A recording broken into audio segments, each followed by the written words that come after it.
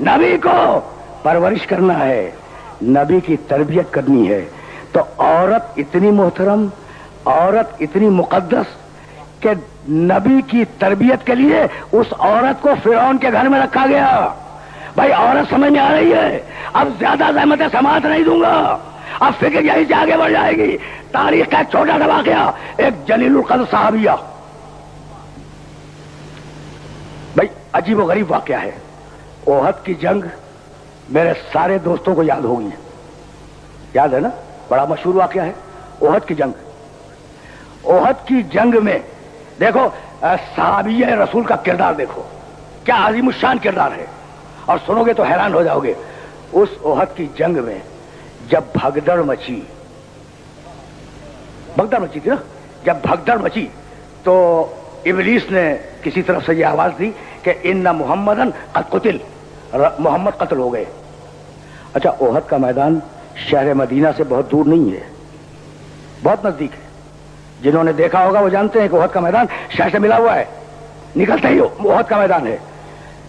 रसूल कत्ल हो गए, ठीक। ये खबर शहजादी फातिमा ज़हरा के कान तक आई। सुनना, सहाबिया का किरदार तुम्हारे सामने रखूंगा। यह खबर फातिमा ज़हरा के कान तक आई, घबरा गई। मर्द कोई मौजूद नहीं कि उसे भेज के पूछें।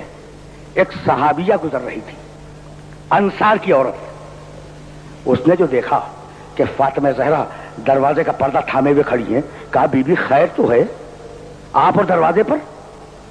इस एक जुमले ने फातिमा ज़हरा का किरदार बतला दिया। एक जुमले ने, आप और दरवाजे पर। कहा कि हाँ खबर आई है जंग मैदान ओहद से कि बाबा शहीद हो गए, सच्ची है या झूठी?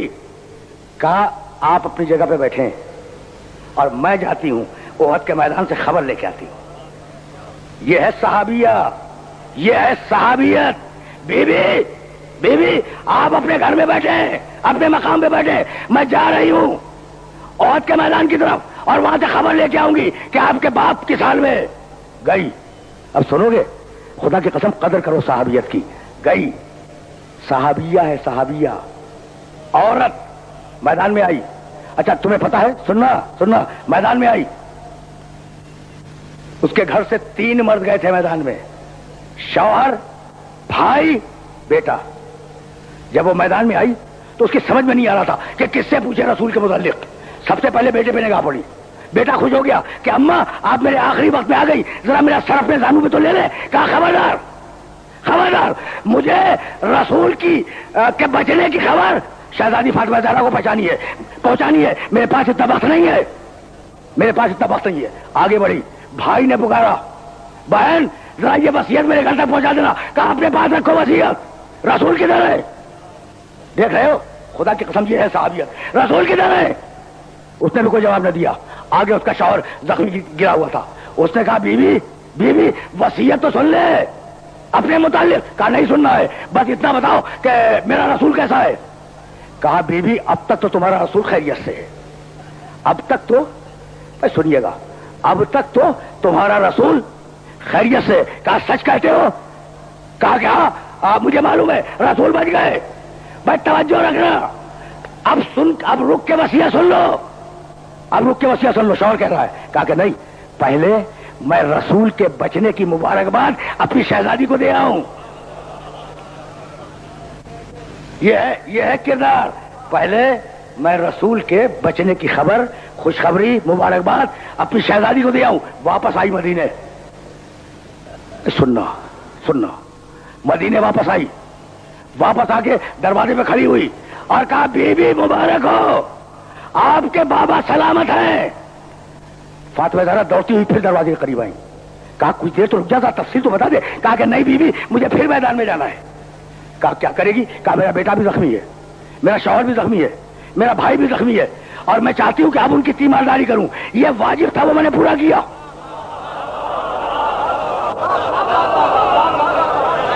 यह वाजिब था, यह मैंने पूरा किया। जानती है कि आज रिसालत यही है, कोई और नहीं है।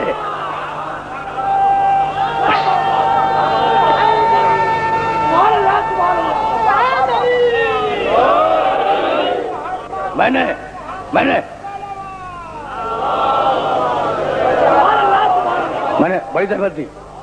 میں نے اپنے محترم سننے والوں کو بڑی زحمت دی. پلٹی جب میدان میں آئی بیٹے کے پاس گئی, دیکھا مر چکا ہے. بھائی کے پاس پہنچی, دیکھا بھائی مر چکا ہے. شوہر کے پاس پہنچی, دیکھا شوہر مر چکا ہے. تو کسی نے طنز کیا کہ اور جاؤ خبر پہنچانے کے لیے. کہا خدا کی قسم مجھے ان کے مرنے کا غم نہیں ہے, خوشی اس بات کی ہے کہ رسول کی حفاظت, بھائی بہت توجہ ہے, رسول کی حفاظت کی خبر میں نے رسول کی بیٹی تک پہنچا دی.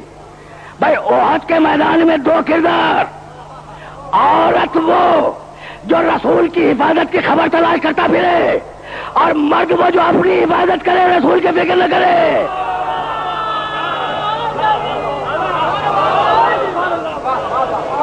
وہ عورت ہے. اب پہچانو عورت کے مقام کو, اب پہچانو عورت کی حیثیت کو, اب پہچانو عورت کے معیار کو. عورت ہے جو رسول کی حفاظت کی فکر کر رہی ہے, مرد نہ کریں.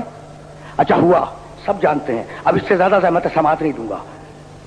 جب بھگدڑ مچی احد کے میدان میں تو کچھ لوگ یہ کہہ کے گئے کہ جب نبی ہی نہ رہے تو مرنے کا فائدہ کیا ہے. بھائی بات میں وزن تو ہے. بھائی کتاب لایا نبی, دین لایا نبی, شریعت لایا نبی, ٹھیک ہے نا. اچھا جنگ ہو رہی ہے نبی سے, اب نبی ہی موجود نہ ہو تو فائدہ کیا ہوئی اس جنگ کا. سبب جنگ نبی ہے, جب وہی نہیں رہا تو اب مرنے سے فائدہ کیا ہے. خدا کی قسم نقطہ نظر میں وزن تو ہے. تو ایک گروہ کہہ رہا تھا, پورا گروہ, کہ جب نبی نہ رہے تو مرنے سے فائدہ کیا ہے, اور ایک اکیلا کہہ رہا تھا کہ جب نبی نہ رہے تو جینے سے فائدہ کیا ہے.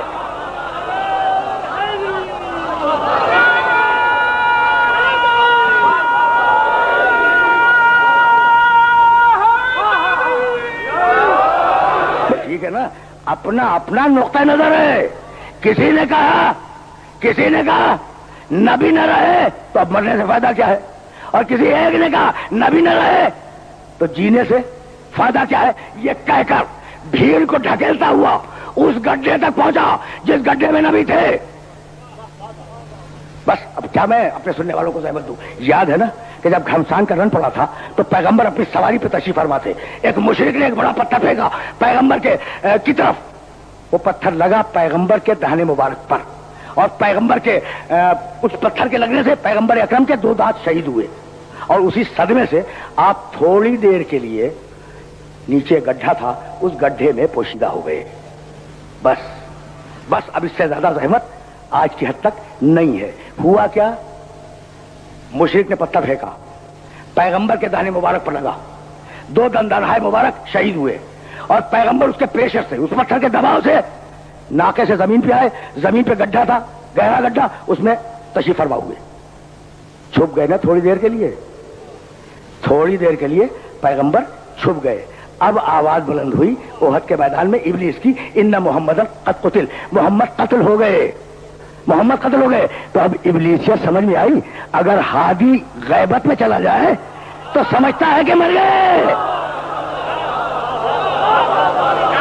یہ بھی ہے بہت سیدھی بہت آسان بات سننے والوں کی خدمت میں کر رہا ہوں.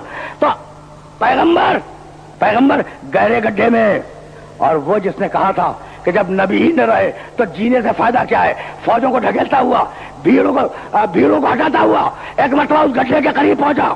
گڈھے میں رسول کو دیکھا کہ رسول زخمی ہے, کود گیا گڈھے میں, اور دونوں ہاتھوں سے نبی کو اٹھا کر اپنی پشت پہ ڈالا, اور اس کے بعد باہر نکلا, اور باہر نکلنے کے بعد نبی کو دونوں ہاتھوں سے بلند کیا اور کہا کہاں بھاگ رہے ہو, رسول اللہ زندہ ہے.